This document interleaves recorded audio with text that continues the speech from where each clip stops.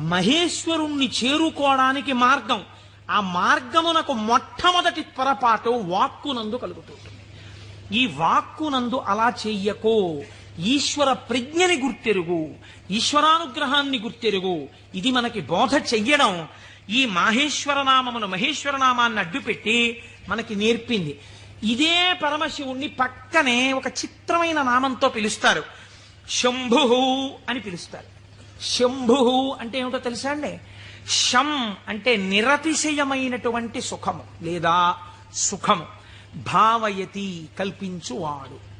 మీరు చూడండి, ఒక వస్తువు ఉంటుంది, ఆ వస్తువు యొక్క సుఖానుభూతిని మీరు ఎప్పుడు పొందుతారు?